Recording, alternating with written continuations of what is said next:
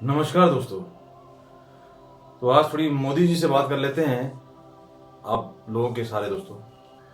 बंगाल के हाल के ऊपर अगर हम बात करते हैं तो जहां एक तरफ बीजेपी ये दिखाने की कोशिश कर रही है कि बीजेपी कार्यकर्ताओं का, हिंदुओं का जेनोसाइड हो रहा है, मारकाट हो रही है, और उसी में ये उसके साथ साथ वो उसके अंदर ये कोशिश कर रहे हैं दिखाने की कि अगर 10 वीडियो या फोटोग्राफ वायरल की गई तो उसमें कौन सी गलत है, कौन सी बाय मिस्टेक गलत हुई है, कौन सी रियल में फेक है। तो उनका उस 8-10 वीडियो में उस 1-2 वीडियो के ऊपर टारगेट है क्रिटिसाइज करने के लिए।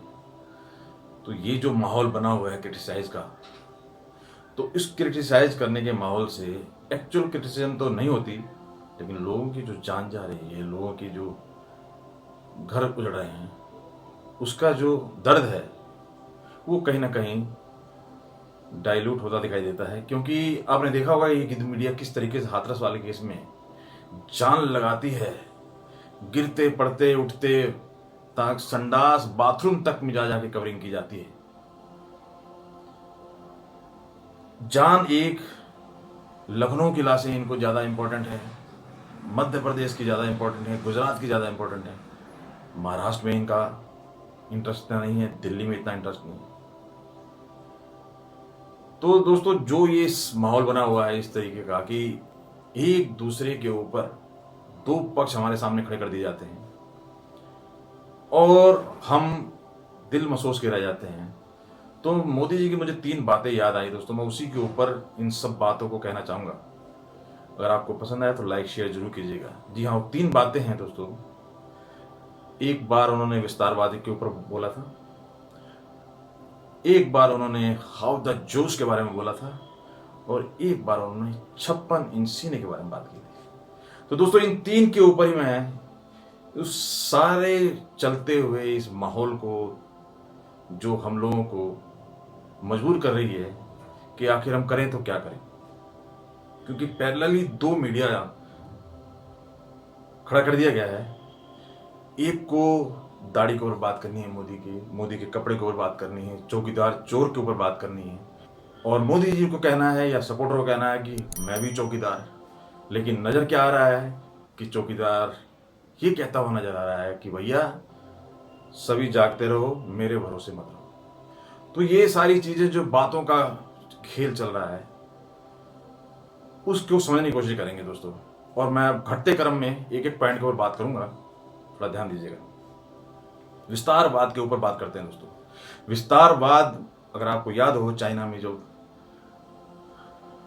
टसल हुई थी, जो बॉर्डर के ऊपर जो फाइट हुई थी चाइना इंडिया सेना की, तो उसमें 40-42 कुछ सैनिक को जान गंवानी पड़ी थी हमारे। और उसके ऊपर ये कोशिश करने की कोशिश की गई थी कि 40 हमारे मरे हैं। तो बीजेपी द्वारा ये कोशिश की गई थी कि जो उनके 50 मरे हैं, 100 मरे हैं, वो बता ही नहीं रहे, पता नहीं कितने मरे हैं। और यहाँ ये कोशिश की जा रही थी नहीं जी हमारे ज़्यादा मरे हैं, ये लिबरल गैंग द्वारा। आपने देखा होगा। तो खैर अगर हम देखें सेना वाइज तो चाइना की सेना में इतना दम दिखता नहीं है। अगर मैं तो कहता हूँ कि अगर इंडिया के एक एक बंदे को अगर फाइट करना पड़े चाइना से, तो एक बंदे के लिए 2 चाइनीज चाहिए। कम से कम 2 चाइनीज ही एक इंडिया के बंदे के साथ फाइट कर सकता है, नहीं तो उनमें बूता नहीं। तो खैर, लेकिन बात उस मुद्दे के ऊपर जब मोदी जी ने कहने की कोशिश की थी, वो की थी कि विस्तारवाद का जमाना नहीं। जब वो टसल हुआ, टसल के ऊपर ये सारी चीजें तो हुई, तो उन्होंने इस बात को समझाने की कोशिश की थी कि विस्तारवाद का जमाना नहीं है, विकासवाद का जमाना है।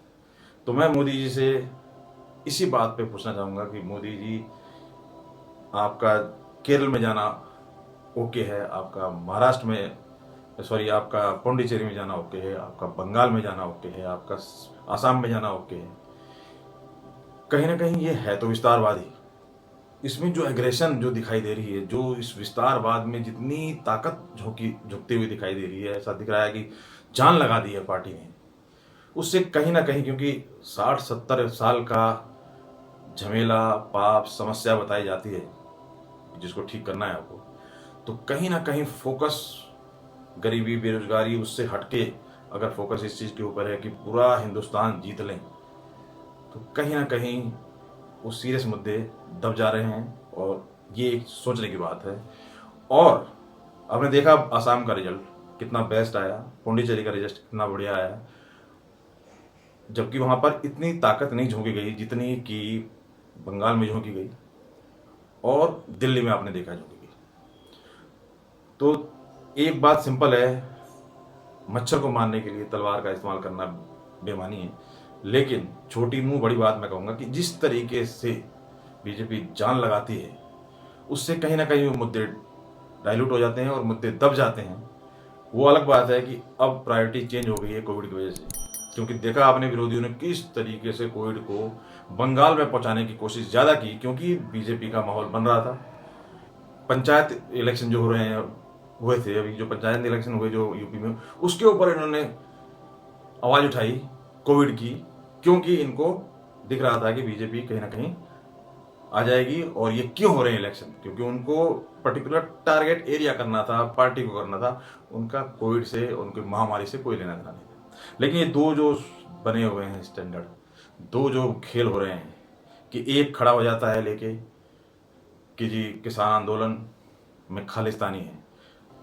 जेएनयू का केस ले लो आप, जेएनयू में खूब आंदोलन लगे, टुकड़े टुकड़े ये वो, किसी के साथ कुछ नहीं हुआ, चाहे कन्हैया हो चाहे और भी बहुत हैं, और सारे के सारे कहीं ना कहीं इलेक्शन में खड़े हुए दिखाई देते हैं। जब आप आसाम में देखिए, आसाम का रिजल्ट, पुडुचेरी का रिजल्ट हुआ, जब आप लोग नॉर्मल तरीके से अच्छा रिजल्ट ले आ रहे हैं तो कोई जरूरत नहीं है इस तरीके की मारामारी करने की। और दूसरा, चाहे कोई कितना भी सॉलिड खिलाड़ी हो, चाहे कोई कितना भी सॉलिड डायरेक्टर एक्टर फिल्म का हो, चाहे कोई कितना भी बड़ा नेता हो, 100% गारंटी कोई भी जीतने की, हिट होने की, पॉपुलर होने की, सफल होने की नहीं दे सकता।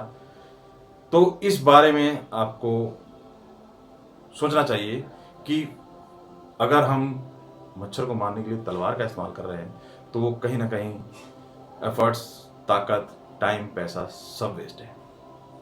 दूसरे टॉपिक पे आते हैं दोस्तों। दूसरा टॉपिक, पठानकोट के ऊपर जितना तगड़ा एक्शन लिया, रेडार तक की बात हुई और सर्जिकल स्ट्राइक के ऊपर बहुत बात हुई, दोनों टीम चल रही थी। अपोजिशन वाले कौवे उड़ा रहे थे, पेड़ गिरा रहे थे, तो वहीं आपकी तरफ से उरी फिल्म का हवाला देते हुए हाउ द जोश भी पूछा गया। तो दोस्तों मेरा पूछना यही है कि अगर दोनों चीज़ों को हम देख रहे हैं, जब बात आप हाउ द जोश की करते हैं और जब बात करते हैं सेना के मनोबल की, तो हमें नक्सल के ऊपर भी बात करनी पड़ेगी। क्योंकि सेना, मैं नहीं डिफरेंशिएट कर पा रहा कि नक्सली जिस सेना को मारते हैं या शहीद करते हैं और जो टेररिस्ट शहीद करते हैं, उनमें क्या फ़र्क है। सेना सेना है।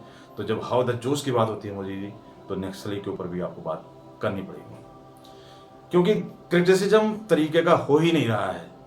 बात ये कहना मैं चाह रहा हूँ कि क्रिटिसिज्म तरीके का नहीं हो रहा है। क्रिटिसिज्म ऐसा हो रहा है कि मुद्दे को भटकाया जाए और अपना मुद्दा सक्सेस किया जाए। सारे के सारे जितने भी आप देख रहे हैं गिद्ध मीडिया जो भी है, ये सब के सब कहीं ना कहीं पर्सनल एजेंडा चला रहे हैं। इनका मकसद क्रिटिसिज्म है ही नहीं। क्योंकि आप देखिए दिल्ली में शाहीन बाग होता है और शाहीन बाग होते होते तक बात दंगे तक चली जाती है, सेंट्रल गवर्नमेंट कुछ नहीं कर पाती। किसान आंदोलन होता है, होते होते लाल किले पर चढ़ाई हो जाती है, सेंट्रल गवर्नमेंट कुछ नहीं कर पाती। बंगाल में देखिए, बंगाल में पहले जेनोसाइड हो रहा था, इलेक्शन से पहले मारकाट हो रही थी, जिससे माहौल बन रहा था कि हाँ भाई यहाँ पे इस तरीके की बातें हो रही हैं, ममता को हटाना चाहिए। और अब हुआ क्या, उल्टा पासा पड़ गया और चीज़ें, सेंटर धरना देती फिर रही है और आंदोलन करती फिर रही है। तो एक चीज़ तो क्लियर करनी पड़ेगी कि जब आप सेंटर में हैं और जब कोई स्टेप आप उठाते हैं, जब बात हाउ द जोश की होती है और इस तरह की चीज़ें होती हैं, तो इसके ऊपर कहीं ना कहीं सवाल उठते हैं। तीसरा, last but not least, 56 inch की बात हुई दोस्तों। मोदी जी ने बात की थी 56 इंच सीने की, जिसका मतलब था विकास, डेवलपमेंट और ये सारी चीज़ें बोली गई थी उनके द्वारा कि ये सब चीज़ करने में 56 इंच का सीना लगता है। नो डाउट डेवलपमेंट में कहीं किसी तरीके का कोई कोताही नहीं बढ़ती जा रही है अभी, क्योंकि कोविड की वजह से सारा माहौल चेंज है, प्रायोरिटी चेंज हो गई है और अफरा तफरी मची हुई है। और महामारी के दौर में इस टाइम जो भी इस चीज़ को क्रिटिसाइज करता है कि मोदी ने ये नहीं किया, वो नहीं किया, वो सबसे बड़ा मेरे हिसाब से दुश्मन है इंसानियत का। क्योंकि आज ये महामारी सबके लिए मुसीबत है और सबको फाइट करनी पड़ेगी, क्योंकि इस पे कहीं भी किसी तरीके का ऐसी कोई लिमिटेशन या ऐसी कोई चीज़ नज़र नहीं आ रही जिसमें कि कोई चीज़ की जा सकती थी। क्योंकि अगर बात आप करते हो हॉस्पिटल की, ऑक्सीजन की, ये चीज़ों की और सारे इंफ्रास्ट्रक्चर की, तो ये सारी चीज़ें आप समझ सकते हो किसी भी स्टेट, किसी भी राज्य, किसी भी उसमें सब की सब इतना बड़ा बवाल बन जाएगा, इतना बड़ा इशू बन जाएगा, इतना हाई पहुंच जाएगा ये संक्रमण, किसी ने सोचा नहीं था। अब बातें करना इस तरीके का, ये चीज़ें बेईमानी है। अब एक साथ होकर लड़ने की ज़रूरत है और इसके अलावा इसका कोई मुझे ऑप्शन नज़र नहीं आ रहा। वो अलग बात है कि आप टीवी चैनलों पर देखते हो कि सारे के सारे जो डॉक्टर्स हैं, बहुत से डॉक्टर जो हैं, मैक्सिमम डॉक्टर आके प्रवक्ता बन के टीवी पे इलाज करते हुए मिलते हैं, वो एक अलग इशू है। पर एक साथ आने की ज़रूरत है, इसका यही सोल्यूशन नज़र आता है। कोई दिल्ली में इतनी अफरा तफरी मचा दे, दंगे तक करवा दे, कोई किसान आंदोलन में लाल किले तक पहुंच जाए और नक्सल अटैक हो, बंगाल में लोगों का जीना मुश्किल हो रहा हो, जान जा रही हो, तो 56 इंच, हाउ द जोश, ये सब चीज़ें दिमाग में चलती हैं और लगता है कि अगर सेंट्रल गवर्नमेंट के पास इतनी क्षमता है, अगर वो ये सब चीज़ें होने दे रही है और सिर्फ वेट कर रही है कि जनता देखे, जनता को दिखाओ, शेयर करो, और शेयर में भी इतनी जल्दी कि 10 में से 1-2 गलत कर दो, जिससे कि लगता है कि आप लोगों को मेंटेन करना है कि जो गाली दे रहे हैं उनको भी मटेरियल देते रहो, ताकि वो भी अपना धंधा उठाते रहें। और लोग इसकी बात करने की बजाय कि लोगों की जान जा रही है, गरीब मर रहे हैं, घर बर्बाद हो रहे हैं, इसकी बात करें कि ये गलत है, 2 सही है, 3 गलत है। तो ये जो मिसगाइड करने का जो प्रोपेगेंडा चल रहा है, और रवीश जैसे, अविशार या जीतू अंजुमन, बहुत से ऐसे ऐसे पत्रकार हैं, इनका नाम लेने बैठ जाऊँ तो ये वीडियो बहुत ही लंबी हो जाएगी। इन लोगों का पर्सनल एजेंडे के अलावा कोई लेना देना नहीं है। रियल क्रिटिसिज्म होनी चाहिए, जो कि कोई करता हुआ नजर नहीं आ रहा है। और मोदी जी को इन 3 चीज़ के ऊपर, विस्तारवाद, हाउ द जोश और 56 इंच सीने के ऊपर जो भी चीज़ें रखी थी उन्होंने, जिसके ऊपर आधार पे, उसके ऊपर इन्हें आगे बढ़ना चाहिए मेरी राय में। आप क्या राय रखते हैं दोस्तों, कमेंट करके बताएं। अगर आप सहमत है मेरी बात से तो वीडियो को लाइक शेयर करना बिल्कुल ना भूलें, और नए यूज़र हैं तो सब्सक्राइब जरूर कर लें। मिलते हैं फिर किसी नए टॉपिक पे।